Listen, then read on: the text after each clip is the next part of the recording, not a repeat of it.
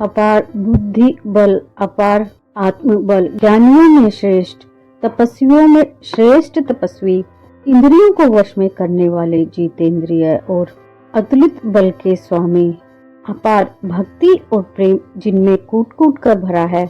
आज बात करेंगे उन्हीं हनुमान जी के ब्रह्मचारी के विषय में, जिन्हें विवाहित होते हुए भी ब्रह्मचारी ही माना गया है।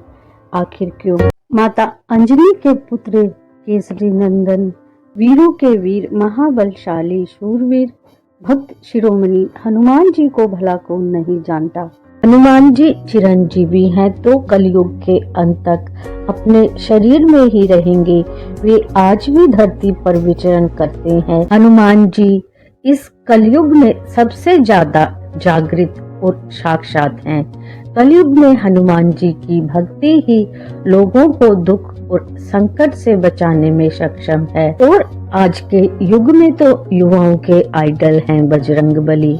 हनुमान जी के पिता वानरराज केसरी, माता अंजनी तो मूल रूप से पहले एक अप्सरा थी और अपने एक पाप के कारण जिन्हें श्राप मिला था, क्योंकि अंजना ने अपने पूर्व जन्म में एक मुनि को परेशान किया था, जिस कारण उन संत ने उन्हें श्राप दे दिया कि अगले जन्म में वानर योनि में जन्म लेंगी। इस तरह उन्होंने वानर रूप में जन्म लिया। अंजना ने वानर रूप में भी अपने दिव्य गुणों को याद रखा। वो बहुत ही पवित्र और धार्मिक स्वभाव की थी और उन्होंने भगवान शिव की कठोर तपस्या की, और इस तपस्या के फलस्वरूप उन्होंने भगवान शिव से ऐसे पुत्र की प्रार्थना की जो अजय हो।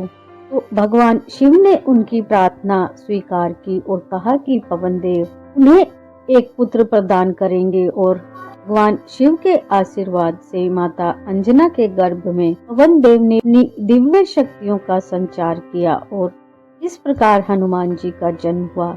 क्योंकि हनुमान जी का जन्म पवन देव की कृपा से हुआ था, इसलिए उन्हें पवन पुत्र भी कहा जाने लगा। जब हनुमान जी बहुत छोटे थे और उन्हें भूख लगी तो उन्होंने सूर्य को संतरे की तरह गोल और लाल रसीला फल समझकर खाने की कोशिश की। इंद्रदेव ने बाल हनुमान को रोकने के लिए उन पर वज्र का प्रयोग किया और हनुमान जी घायल होकर पृथ्वी पर गिर पड़े, और उनके पिता वायुदेव ने क्रोधित होकर संसार की सारी प्राणवायु को रोक दिया, जिससे सभी प्राणी त्रस्त हो उठे। सभी देवताओं ने हनुमान जी को अनेक वरदान दिए, जिनसे उन्हें अपार शक्ति मिली। हनुमान जी के पास बहुत सारी शक्तियां थी, जिनके कारण उनकी माता अंजनी और पिता केसरी को हमेशा उनकी चिंता होती रहती थी, और इस चिंता के निवारण के लिए उन्होंने निर्णय लिया कि हनुमान को किसी ऋषि के पास शिक्षा ग्रहण करने भेजा जाए। उस समय कई महान ऋषि इस तपोभूमि पर विराजते थे, और हनुमान जी की शिक्षा के लिए बचपन में ही हनुमान जी की मुलाकात गुरु वशिष्ठ और विश्वामित्र से हुई। जब विश्वामित्र और वशिष्ठ जैसे महान ऋषियों ने हनुमान जी की शक्तियों को देखा तो उन्होंने निर्णय लिया कि हनुमान को मतंग ऋषि के पास भेजा जाए। हनुमान जी को मतंग ऋषि के पास भेजने का निर्णय बहुत ही सोच समझकर और उनकी असाधारण शक्ति और क्षमताओं को देखकर लिया गया था। विश्वामित्र और वशिष्ठ महान ऋषि थे और उनकी अपनी अपनी विशेषताएं थी। उन्होंने हनुमान जी में निहित अद्वितीय प्रतिभा और उनके शक्ति और सामर्थ्य को पहचाना था। उनमें भौतिक शक्तियां तो सीम थी, पर उन्हें कैसे संभालना है, उनका सही उपयोग और नियंत्रण सिखाना था, और इसके लिए उन्हें आध्यात्मिक ज्ञान की जरूरत थी। मतंग ऋषि के पास ऐसी गहन तपस्या और गहरी समझ थी जो हनुमान जी की इस यात्रा में सहायता कर सकती थी। मतंग ऋषि वैदिक काल के एक प्रमुख संत थे। वे अपनी गहन तपस्या और आध्यात्मिक ज्ञान के लिए जाने जाते थे। वे अपने शिष्यों को वेदों की शिक्षा देते थे और उनके रहस्यों को समझाते थे। जब हनुमान जी मतंग ऋषि के आश्रम पहुँचे तो मतंग ऋषि ने उनका स्वागत किया और आश्रम के नियमों का पालन करने की और तपस्या में लीन होने की शिक्षा दी। हनुमान जी ने मतंग ऋषि की शिक्षाओं को अपने हृदय में आत्मसात किया और वीरता के साथ तपस्या में लग गए। यहीं पर उन्होंने अपने जीवन के लिए ब्रह्मचर्य का व्रत भी लिया। इस व्रत को धारण करने में उनके गुरुओं का बहुत बड़ा हाथ था। मतंग ऋषि के आश्रम में न केवल हनुमान जी ने आध्यात्मिक ज्ञान प्राप्त किया, बल्कि वहां उन्होंने ब्रह्मचर्य की अहमियत को भी समझा। मतंग ऋषि ने हनुमान जी को शिक्षा दी कि कैसे व्यक्ति ब्रह्मचर्य का पालन करने पर अपने मन और शरीर को नियंत्रित कर सकता है। इससे उसकी आध्यात्मिक शक्तियां बढ़ती हैं। मतंग ऋषि ने हनुमान जी को सिखाया कि इस प्रकार ब्रह्मचर्य उन्हें अपनी शक्तियों का सही उपयोग करने और भौतिक लालसाओं से मुक्त रहने में सहायक होगा। मतंग ऋषि के आश्रम में रहते हुए हनुमान जी ने न केवल भौतिक और आध्यात्मिक ज्ञान को बढ़ाया, बल्कि अपनी आंतरिक शक्तियों को भी पहचाना। मतंग ऋषि की शिक्षाएं और उनका आशीर्वाद उनके लिए जीवन भर मार्गदर्शक बनी। हनुमान जी के लिए ब्रह्मचर्य केवल शारीरिक पवित्रता तक सीमित नहीं था, बल्कि उसमें उनके मानसिक और आध्यात्मिक उन्नति के लिए भी बड़ा योगदान था। इसी व्रत के माध्यम से हनुमान जी ने अपनी ऊर्जा को सही दिशा में लगाया और भगवान राम की सेवा में स्वयं को समर्पित किया। इस ब्रह्मचर्य ने न केवल उन्हें शारीरिक बल प्रदान किया, बल्कि उन्हें मानसिक रूप से भी मजबूती दी।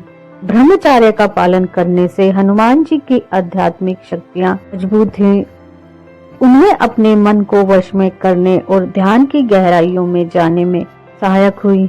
और ब्रह्मचर्य व्रत का पालन करने के कारण उनकी शारीरिक शक्ति भी अक्षुण्ण रही, जिसके कारण उन्हें लंबी यात्राओं में और कठिन चुनौतियों का सामना करने की क्षमता देता था। इस व्रत के कारण उनकी एकाग्रता और निर्णय लेने की क्षमता में भी बढ़ोतरी हुई। सोचो, अगर हनुमान जी को बचपन में ब्रह्मचर्य की शिक्षा नहीं मिलती तो क्या वे अपनी शक्तियों पर काबू पा सकते थे? और आज जो इतना बड़ा नाम हनुमान जी का है, क्या वो बिना ब्रह्मचर्य व्रत के संभव था? लेकिन ग्रंथों के अनुसार हनुमान जी का विवाह हो चुका है और भारत में तो एक ऐसा मंदिर भी है जहां हनुमान जी और उनकी पत्नी की एक साथ पूजा की जाती है। कैसे हुआ हनुमान जी का विवाह? कौन है उनकी पत्नी? और विवाहित होने के बाद भी हनुमान जी को ब्रह्मचारी क्यों कहा? हनुमान जी की शादी की कथा पाराशर संहिता में मिलती है।